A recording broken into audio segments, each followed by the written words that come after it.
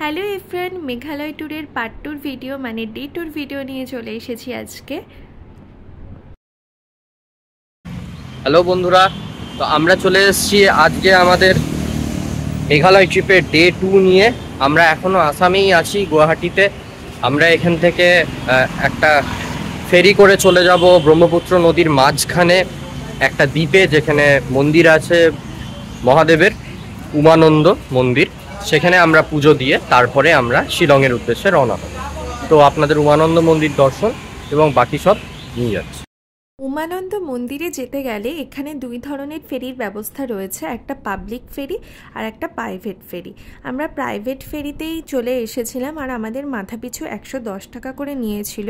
আর আপনাদের সুবিধার্থে বলে রাখি, পাবলিক ফেরিতে মাথাপিছু 40 টাকা করে নেয়। যেহেতু এখানে পাবলিক ফেরিতে অনেকটা সময় লাগবে বলছিল, তার জন্য আমরা প্রাইভেট ফেরিতে এসে টিকিট কেটেছিলাম।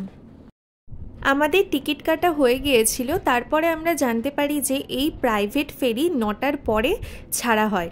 তো যাই হোক, আমাদের হাতে অনেকটাই সময় ছিল, তাই এর পাশেই একটা পার্ক ছিল, সেই পার্কটায় আমরা সবাই মিলে ঘুরছিলাম। আর তারপরে আমাদের সকালবেলায় ব্রেকফাস্টও খাওয়া হয়েছিল না, তাই আমরা ব্রেকফাস্টও সেরে নিয়েছিলাম। তারপরে চলে এসেছিলাম ফেরিতে।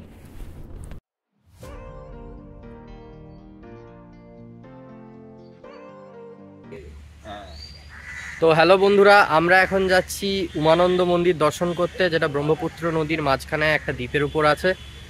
আর আমরা ফেরি করেছি, প্রাইভেট ফেরি গভর্নমেন্ট ফেরি দুটোই আছে। প্রাইভেট ফেরি 200 টাকা করে যাওয়া আসা। প্রাইভেট ফেরি একটু তাড়াতাড়ি হয়, গভর্নমেন্ট একটু দেরি হয়, বাট গভর্নমেন্টের রেটটা কম।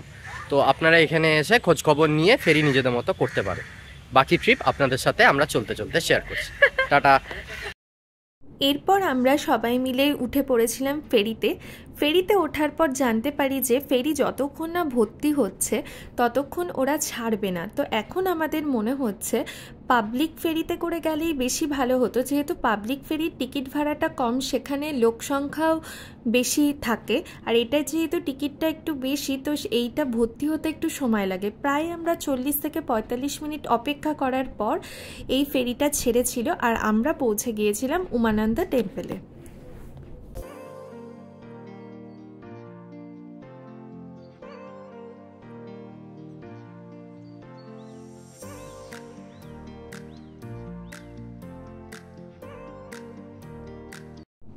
উমানন্দ টেম্পেলের গেটের সামনে আমরা চলে এসেছি। এখান থেকে 10 মিনিট উপরে ট্রেক করে উঠলেই পৌঁছে যাব আমরা উমানন্দ টেম্পেলে। এখানকার লোকেরা বলে প্রথমে মা কামাখ্যাকে পুজো দিতে হয়, তারপরে বাবা উমানন্দকে পুজো দিতে হয়। তো সেই রকমভাবেই আমরা প্রথমে মা কামাখ্যাকে গতকাল পুজো দিয়ে নিয়েছি। তো আজকে সকালবেলা চলে এসেছি বাবা উমানন্দের কাছে পুজো দিতে। ভিতরে ছবি তোলা অ্যালাউ ছিল না বলে আমি ছবি বা ভিডিও কোনো কিছুই তুলতে পারিনি, কিন্তু খুব ভালোভাবে আমরা বাবার কাছে পুজো দিয়েছিলাম। আমরা পুজো দিয়ে চলে এসেছিলাম ফেরির কাছে, আর আসার সময় আমরা পাবলিক ফেরি করে এসেছিলাম, আর সেটা আমাদের খুব তাড়াতাড়ি পৌঁছে দিয়েছিল।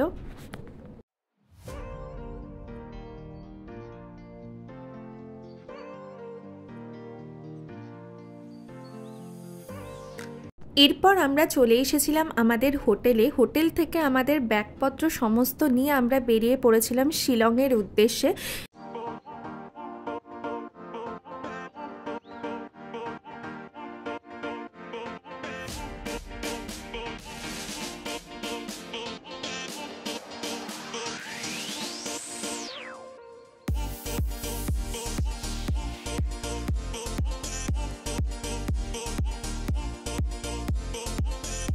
রাস্তায় আমরা সর্দারজির হোটেলে সেরে নিয়েছিলাম আমাদের লাঞ্চটা সত্যি কথা বলতে অসাধারণ ছিল।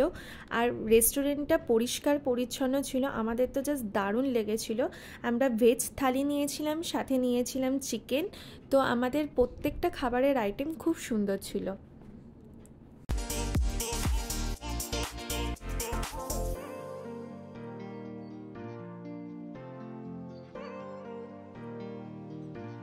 এরপর আমরা খাওয়া দাওয়া সেরে বেরিয়ে পড়েছিলাম শিলংয়ের উদ্দেশ্যে। আমাদের গুয়াহাটি থেকে শিলং পৌঁছাতে প্রায় 6.5 থেকে 7 ঘন্টা সময় লেগেছিল। আর আমরা সেই দিন ভেবেছিলাম শিলংয়ের কিছু সাইট সিন করব, যেরকম উমিয়াম লেক, পুলিশ বাজার, এগুলো ঘুরবো বলে ঠিক করেছিলাম।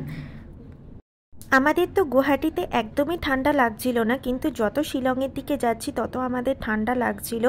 যাই হোক, আমরা পৌঁছে গিয়েছিলাম উমিয়াম লেকে। এখানকার লোকরা উমিয়াম লেককে বারাপানিও বলে থাকে।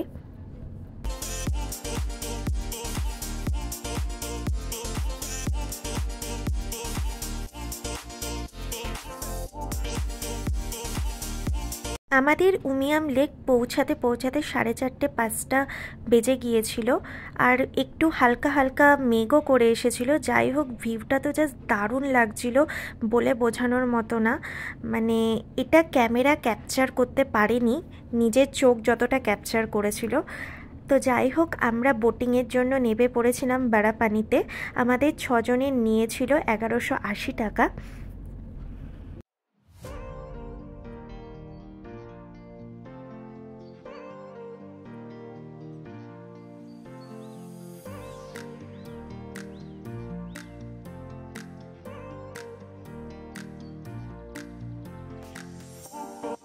এরপর আমরা চলে এসেছিলাম শিলংয়ের ফেমাস পুলিশ বাজারে।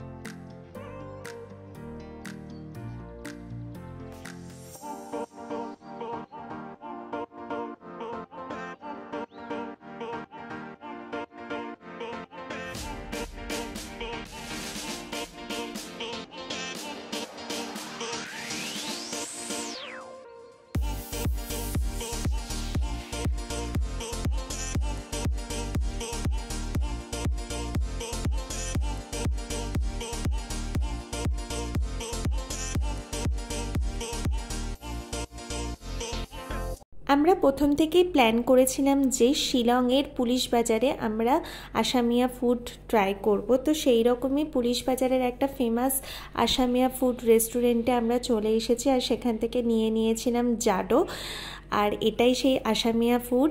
আমাদের সত্যি কথা বলতে একদমই ভালো লাগেনি, এটার টেস্টটা কীরকম যেন। তাও আমরা এখানে ঘুরতে এসেছি, এখানকার খাবার ট্রাই করব সেটা ভেবেছিলাম। তো যাই হোক, খাবার টাবার খেয়ে আমরা চলে এসেছিলাম আমাদের হোমস্টেতে, আর আমাদের হোমস্টের নাম ছিল অরেঞ্জ হোমস্টে।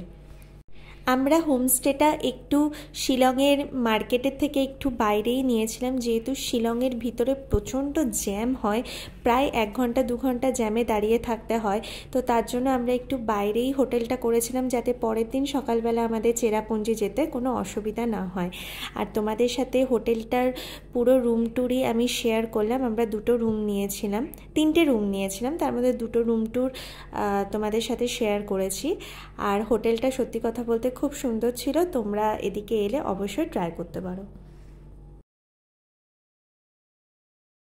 আজকের ভিডিওটা এইটুকুই। আবারও খুব শিগগিরই পার্ট 3 ভিডিও নিয়ে চলে আসছি। আর আমার চ্যানেলে নতুন হলে অবশ্যই লাইক, কমেন্ট, শেয়ার আর সাবস্ক্রাইব করতে ভুলো না। আর ভিডিওগুলো তোমাদের কীরকম লাগছে অবশ্যই জানিও। তো আজকের জন্য এইটুকুই, টাটা।